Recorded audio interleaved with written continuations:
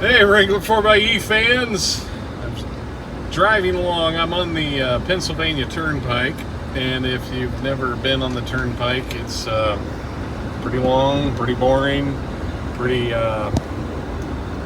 just a lot of driving. And I thought I'd go live and see if anybody stops in to say hello. Can't look at the screen a whole lot because I'm driving, of course. But I was wanting to hear from the 4xe fans community, and I don't know if I assume that some people that subscribe to this channel are also in the 4xe fans Facebook group, which is up around 12,500 people at this point. If you're not checked that out, you can go over to Facebook and check that out, and it's just Jeep 4xe fans. You can search for that. It is a private group. Once it got up into several thousand people, we had to take that group private, and it's just because of all the spam. I mean, geez, it's just ridiculous how much spam. We still get hit with it, but we're able to filter a lot of that out. But just wanted to kind of jump on here and chat a little bit about the 4xe, and see if anybody had anything, down in the comments or however you reply to these things. I've never done a live before.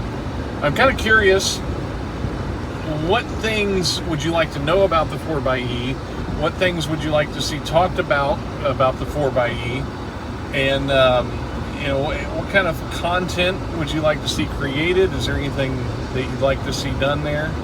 I'm just kind of curious what those of you that are subscribed to this channel, what you would like to see, where you would like to see the channel go.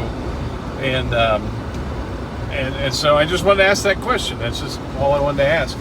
And kind of curious if, oh, my ears are popping. Sorry, I'm on the turnpike going up and down these mountains, and I couldn't hear there for a second. But I'm getting in a curvy section. This is kind of fun. So kind of also really curious about your 4xe experience. I'm really curious, from what I've heard from some of the people at Jeep that I've been able to talk to, there are an enormous number of 4xe owners that are also first-time Jeep owners. That the 4xe is an enormous on-ramp to Jeeping, and I'm curious, first-time Jeep owners. This is my fourth Jeep. I had a '78 CJ5 that I bought from my brother, an absolute pile of rust that had wheels and an engine. I had a 81 and a half CJ8 Scrambler. Man, I missed that vehicle, but I did not have the money to get it back up and running. A horrible engine. It was one of those kind of things that you filled the oil and checked the gas. One of those kind of things. It just leaked oil like crazy. Needed a whole rebuild. The guy I sold it to was a friend of mine from high school, and man, he dropped a small block in it. I did not need to see that once he did it. It just kind of depressed me because it was what I wanted to do, but I couldn't afford to do.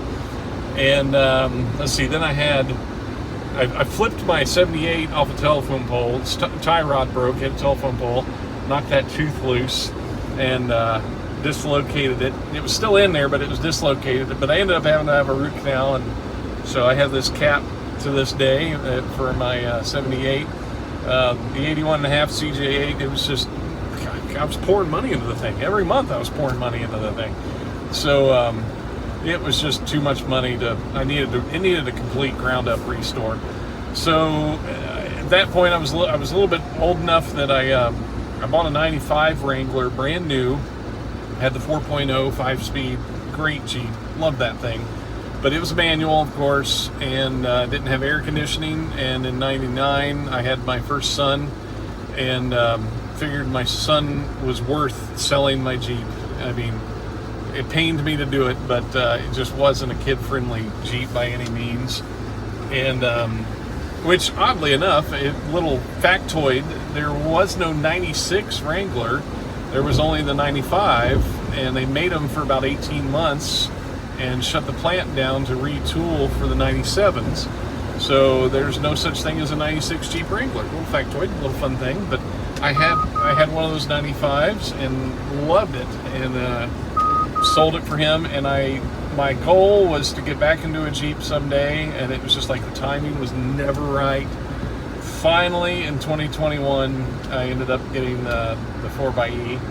So, and that was after waiting. I mean, I heard rumors in 2016, saw the announcement at the LA Auto Show. I mean, I wasn't at the auto show, I watched it on YouTube, but I saw the announcement that was made at the LA Auto Show that in 2017 that a Jeep Wrangler with a plug of some sort was coming. That was all they said. It would be a plug-in Jeep.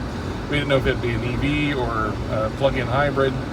And that's when I decided to start waiting. And I waited and waited and knew it was coming. And so that's kind of my 4xe story. That's kind of how I ended up there.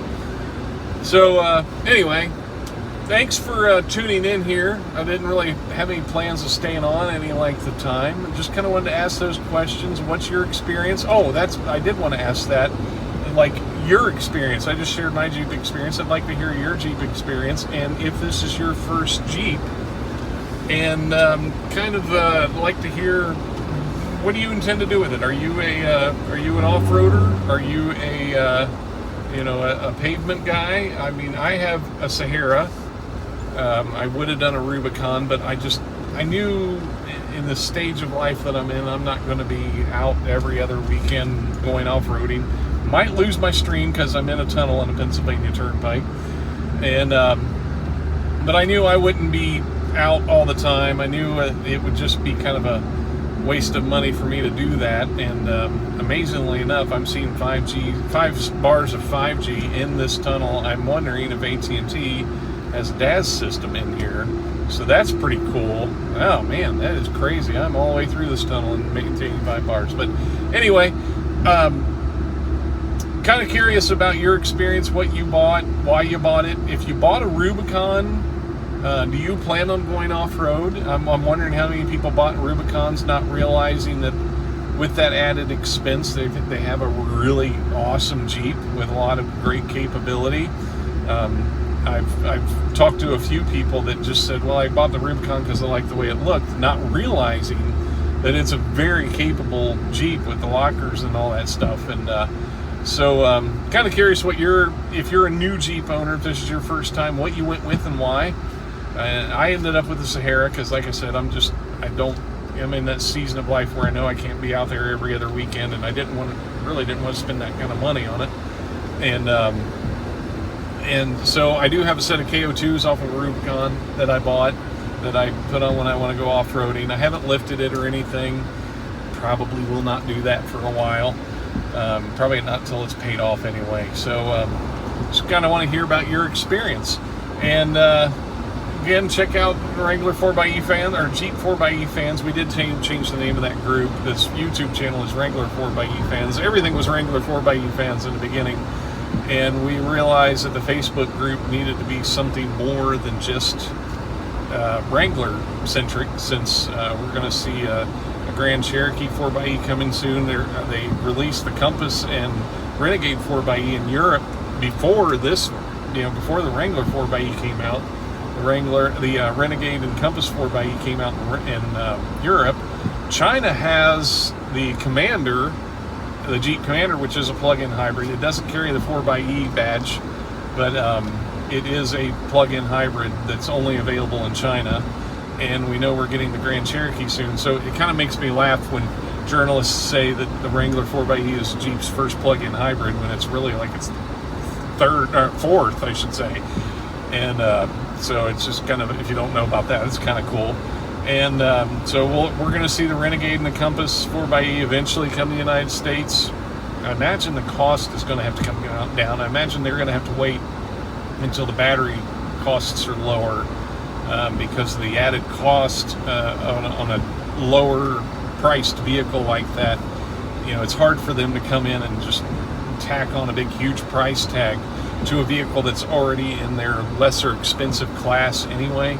So I imagine it'll be a little while for that, but who knows. And of course eventually we're gonna get a Gladiator. Eventually we'll see the Grand Wagoneer. Jeep is committed to every Jeep that is out there will have a plug on it of some sort. So that's coming. So we changed the name of the Facebook group to reflect that. It's Jeep 4xe fans. So that's open to everybody. And so we're trying to be very inclusive there for anybody that's coming into the 4xe community. And I just left this YouTube channel as Wrangler 4xe fans because I'm not going to have the ability to create video content on a Grand Cherokee 4xe or anything else that comes out. I probably won't have access to do one. I do hope that when it comes out, I will be able to find one locally that I could go out and maybe do a video or two around, but it's not something I'm going to be able to do on a regular basis. So it'd be kind of cool if somebody who's going to get a Grand Cherokee 4xe started a channel on YouTube to talk about the Grand Cherokee 4xe. Maybe we can partner up on that. I do also have an Instagram. I think I'm trying to remember if it's Jeep 4xe fans or Wrangler 4xe fans. I think it's Jeep 4xe fans. That's for everybody. I also have my own personal one, which I think is it Wrangler 4xe or Jeep Wrangler 4xe? I never can remember, but that's my own personal one. And it's also on Twitter, Wrangler 4xe fans, or Jeep 4xe fans on Twitter. I'm not the best at keeping up with that. I don't update it a whole lot. I need to do that more. I just don't do it that much. But yeah, if you're new to the 4xe family, welcome. And we're so glad you're part of this. That's one of the things that we have tried to do in the Jeep 4xe fans is be very inclusive, and we've tried to kind of put the lid on any of that nonsense like, well, real Jeeps are this and Jeeps aren't real this if you don't have this, and we've tried to make the Jeep 4xe fans a very different group in that we've tried to keep the regular noise, negativity, and nonsense that you find in a lot of Jeep groups minimized. And so I just invite you to be a part of that if you're not. And one of the things that kills me about some of these groups, they get real negative about, well, if you don't do this to your Jeep, you're not a real Jeeper and all that stuff. And that's just not the way we look at it. It's just awesome to be part of the 4xe community. I don't care if you have a 3-inch lift on 37s, or if you're like me, you're running stock with the 20-inch rims on the Sahara. That's all good. It's the way Jeep should be. So we don't allow any of that kind of negativity. There's a great admin team over there in that Facebook group, and so that's just kind of what we've tried to build there. But again, down in the comments below, if you have any ideas you'd like to see done in video form, if there's any questions you have, or any ideas you'd like to see Jeep employ in future refreshes on the 4xe program, put that in the comments down below. You never know when somebody from Jeep's going to pick up on that, and they are out there watching the group and watching the YouTube channels. They're connected with the community. So if you have one of those things that gosh, I love my 4xe, but I wish it did, insert here. Post that in the comments below. And I guess that's about it. Didn't have a whole lot to say, so I thank you for riding along with me here and being a part of the 4xe community. Take care.